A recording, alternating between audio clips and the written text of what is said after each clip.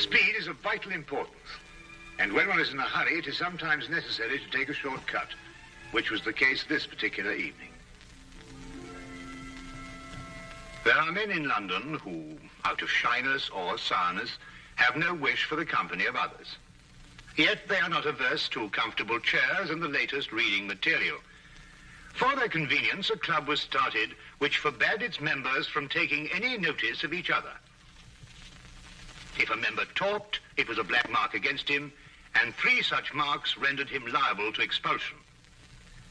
Sherlock Holmes was neither shy nor sour, but he joined the St. Denis Club because he found the atmosphere soothing. True, I'd always been diligent about not disturbing him here, but tonight I had come on a matter of the greatest urgency.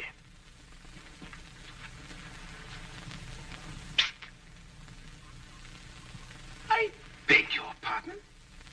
Oh, excuse me. I thought you were Sherlock Holmes. That's not the point. You talked. Well, I only went... You went psst, and that's the same thing. Mr. Grundy. Take this gentleman's name. Your name, sir? Watson. Dr. John Watson. But you made a mistake. I'm not a member of your club. Not a member? How did you get in? Well,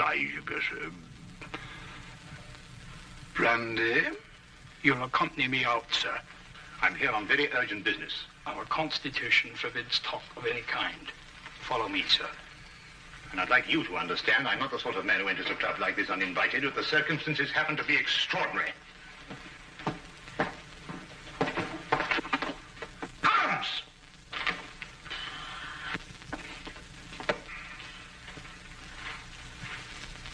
I must ask you, sir, not to attempt to...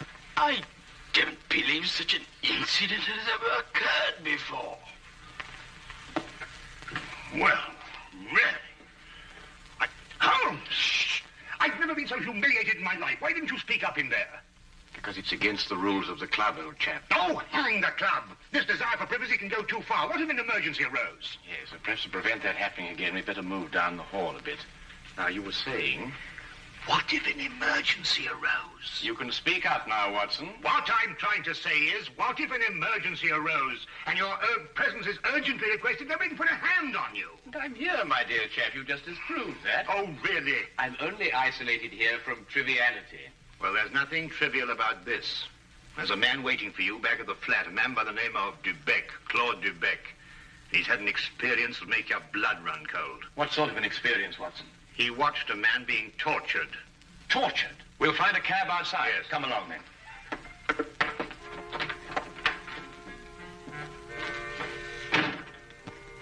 Once outside, we immediately hailed a cab, and I began to tell Holmes what I knew of the case. Holmes sat in silence as we rode, and I knew that my explanations had done nothing more than rouse his interest in talking to Mr. Dubec. Perhaps it was a nightmare. I'm no longer sure. But I saw a man being tortured, starved to death. I was powerless to help. Here, drink this. It'll do you good. Thank you. Any true Frenchman will tell you that this brandy has to be sipped. Safer, but if you'll excuse me once. Poor devil. Maybe he's still alive. Mr. Holmes, you must find him before it's too late. Monsieur Dubec, we'll do our best to help you, but first of all, you must tell us who this man was and how you came to meet him. His name was Charon. Paul Charon. And how we came to meet him. What day is it today? Wednesday. Wednesday. Wednesday, then it was last Friday that it happened. You know, Mr. Holmes, I'm an interpreter. And I interpret nearly all languages. Now, since I'm French by birth, it is with this tongue that I'm principally associated. Now, I'm very well known in hotels, and it occurs frequently that I'm called for at the strangest hours by travelers who get into difficulties. Now, I was not surprised, therefore, when I heard shortly before 11 o'clock at night someone knock at my door.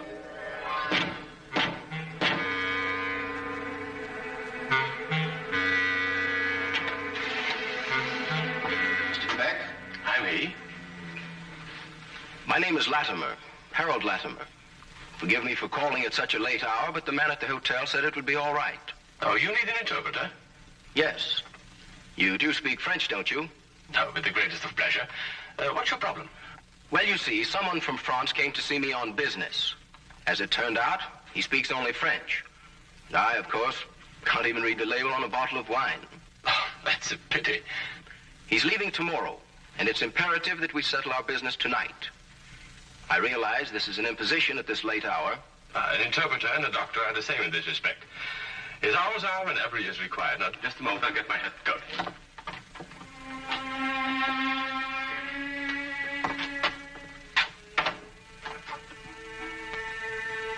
Mr. Latimer had a cab waiting outside. I didn't think to give it more than a passing glance. However, there was a strange atmosphere as I entered. One can sense such things.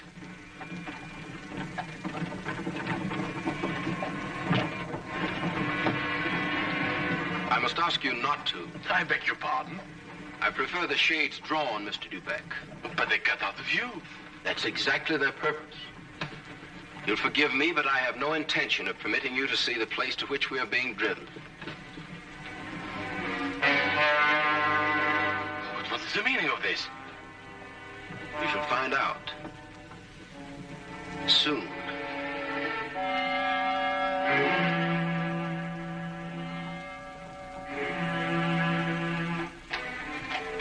For nearly 2 hours we drove without my having the least idea where we were going. All the time I sat in silence, wondering what on earth could be this man's reason for kidnapping me. Whatever it might be, there was no possible use in my resisting.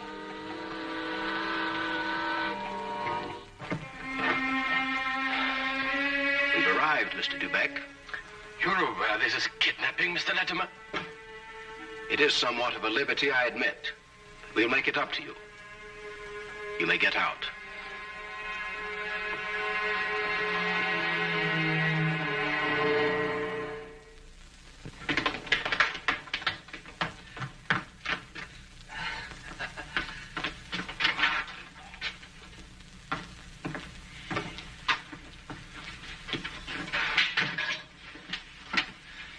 Is this Mr. Dubeck, Harold? Yes. Well done, well done. No ill feelings, Mr. Dubeck, I hope, but we couldn't get on without you. Now, what do you want of me? Only to ask a few questions of a French gentleman and let us have the answers. If you deal fair with us, you'll not regret it. But if you try any tricks, you'll wish you hadn't been born. You follow me?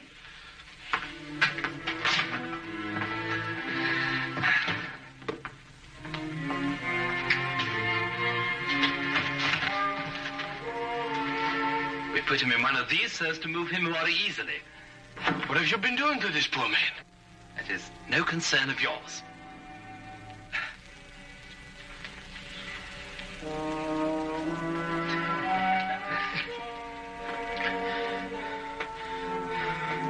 Feel better? Cochon. Salaud bandit. You don't have to understand French to know that is not a compliment. But no matter. Ask him if he's prepared to sign the papers. For your own good, be quick about it. Acceptez-vous de signer les papiers? Jamais. Never. Tell him he is doing her no service. Vous ne lui êtes d'aucune aide. Laissez-moi lui entendre dire. He says, let me hear her say so. Tell him he'll go free if he signs. Signez et vous serez libéré. C'est alors que je ne serai plus jamais libre. He says, then he will never go free. Then he knows what awaits him. Translate that. Vous savez à quelles conséquences vous vous exposez? Peu m'importe. He says he doesn't care. Stop it! It is only the beginning if he persists in being stubborn. Now let us try again and see if we can get better results. I was horrified at having to be a part of an affair like this, and even though I was only the interpreter, I felt guilty at not being able to give him any help. What could I do with Latimer on one side and Judd on the other, giggling with each question? Again and again, I asked him in different ways whether he would give in and sign the document. Again and again, I got the same reply. But soon, a thought came to me. I took to adding little sentences of my own to each question. Innocent ones at first, to see if I could get away with it. When our companion showed no sign of catching on, I played a more dangerous game. I asked him all about himself and learned that his name was Paul Charon. He was a stranger in London, that he didn't know what house we were in, that he was being starved to death. In another minute, I might have wormed the whole story out from under their noses, but for the interruption. Who is it? Oh, it's Micheline. The door is locked. Get rid of her. Give me the gun.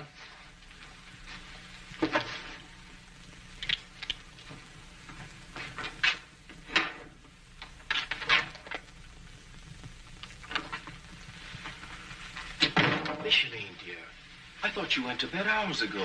I couldn't sleep at all. I can't think of nothing but Paul. Now, Micheline, there's nothing to worry about. But he should have been here 2 days ago. It isn't like Paul to do something like that. Something must have happened to him. Nonsense. I'll wager anything that he was delayed somewhere on business. Then he would have written to me. If I don't hear from him by tomorrow, I will go to the police. Micheline! Paul! He's in there! Micheline, what's the matter with you? Have you taken leave of your senses? But it was Paul's voice. It was nothing of the kind. But I did. I heard. Would I lie to you? If Paul were in there, wouldn't I tell you? Judd is in there. Judd. That's all. Oh, well, I don't know what's happening to me. Now, darling, it's only a case of nerves. You'll be all right after a good night's rest. But it never happened like that before. You've probably never been under such a stress. But it's foolish. If something happened to Paul, you would have heard about it by now. The fact that you haven't is proof enough that all is well. You're probably right. Of course I am. I'll take you back upstairs.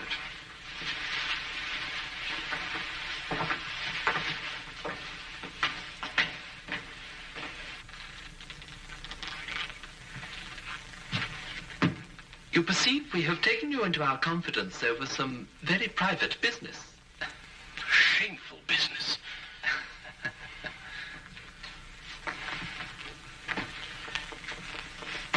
Necessary business.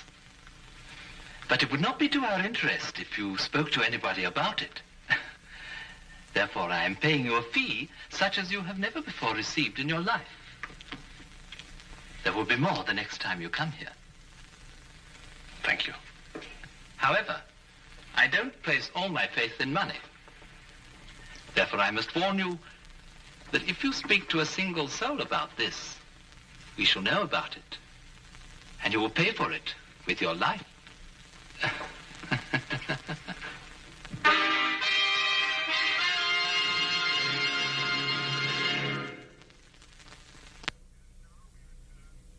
And now we return to the case of the French interpreter. This man, this evil man, escorted me back to the carriage and took his place opposite me. We drove for about half an hour, and the shades were drawn as before. Then we came to a stop, and he ordered me out. I walked for a mile or so, and then I found myself at Wadsworth Common, and there took a train to Victoria Station. I see. And there, I presume, your adventure ended. Yes. Now, I should have gone to the police right away, but I feared for the man's life. Now, Mr. Holmes, someone told me that you worked with a complete discretion. Oh, you can be assured of that.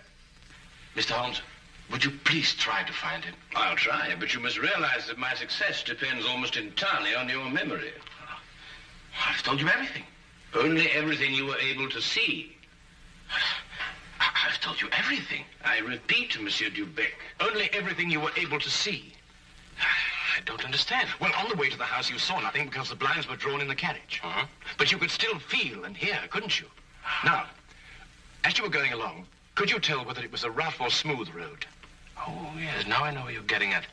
Well, during the first part of the trip, the road was smooth. Mm-hmm. And then we seemed to turn off on a country road. A country road? Yes. Now, when you were going along that part of the road, did you hear anything like cattle or poultry or sheep? Sheep? Yes, that's what I heard. Now, think hard. Was there anything else? Oh, well, now I remember. I remember a horn, a foghorn, something like a coal barge passing by. I see. Now, what part of the journey would that be exactly? Toward the end, I'm certain. Was there anything else that you can remember? No. Oh, yes, something about the house. Yes, we left the house, and then we seemed to pass through a huge storage room. Yeah. And under the floor, I heard something like rushing water. Water? Yes, a stream.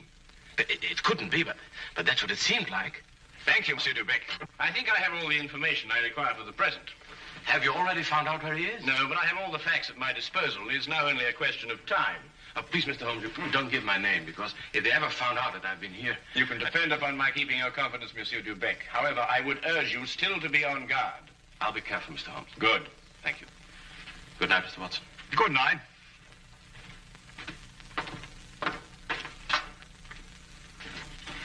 Good night, sir.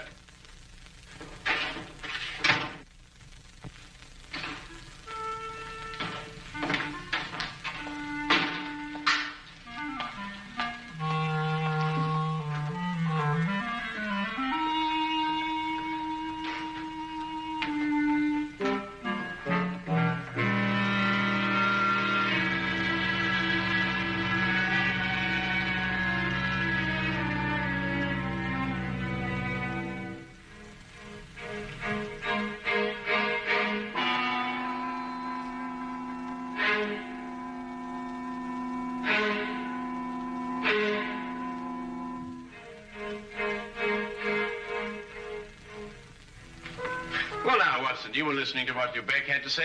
Have you any theories? In a vague sort of way, yes. Well, let's hear it then. Well, it seemed to me that this young French girl had been carried off by this English chap, Latimer.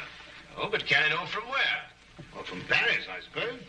Well, the young girl could speak English fairly well, but the young man couldn't speak a word of French. Inference, the young girl had been in England some time, but the young man hadn't been in France. Well, then we can presume she came over on a visit to England, and this man, Harold, persuaded her to run away with him. More than likely, Watson.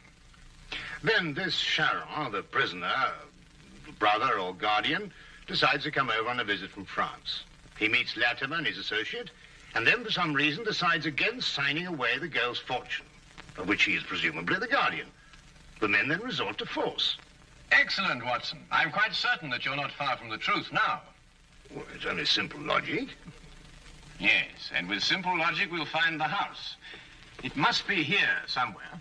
And when we finish translating the facts that Dubec has given us, an X will mark the spot. Now, let's see.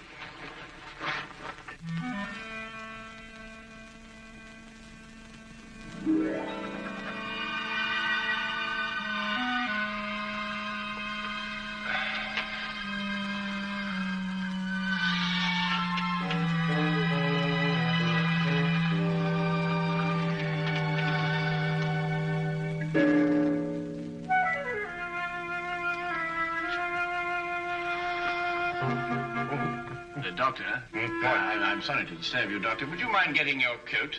We'll pick up Lestrade on the way. You found it? I believe so.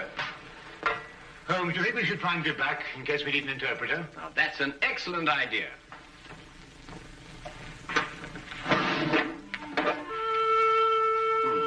And from what I've heard, I believe these may come in handy. Right.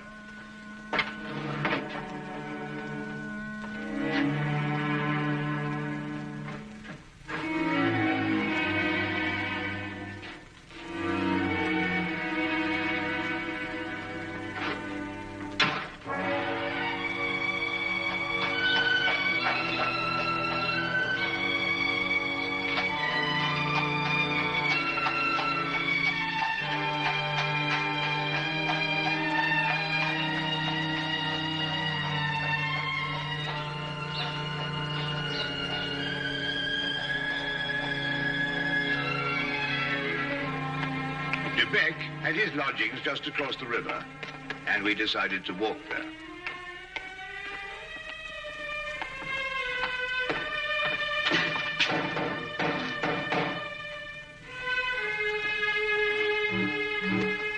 If you're looking for Mr. Dubec, he left about an hour ago.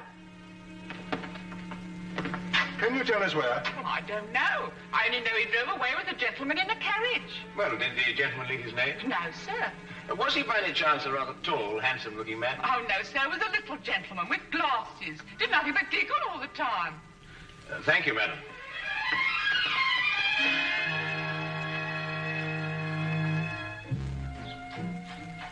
Even the weather seemed to be against us, and as we found our cab and started on our way, it began to rain. According to Holmes's calculations, we had a considerable way to go, and we had to go fast if we were to be in time. London streets in the rain are a handicap to any carriage, so there's nothing for us to do but hope and wait. À manger. Comme de la manger. Does he still say no? He asked for food. Have mercy on that poor man. He will be fed the moment he's signed the papers. Tell him that. Signez, mon vieux, et un repas vous sera servi. Je n'en peux plus. Je signerai tout ce qu'on voudra. Qu'on me donne à manger. He'll sign. At last.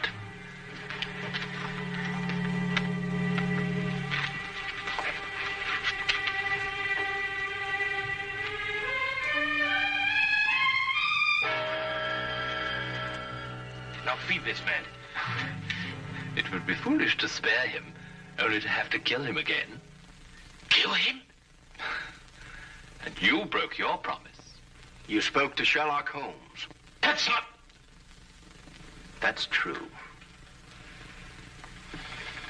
There's no point in lying. But you couldn't tell him where we are. And even the famous Mr. Holmes could never deduce that.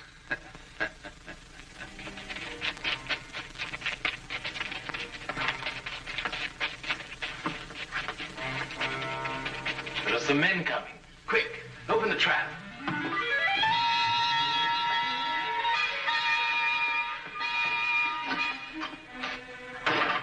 All right, you two, down there.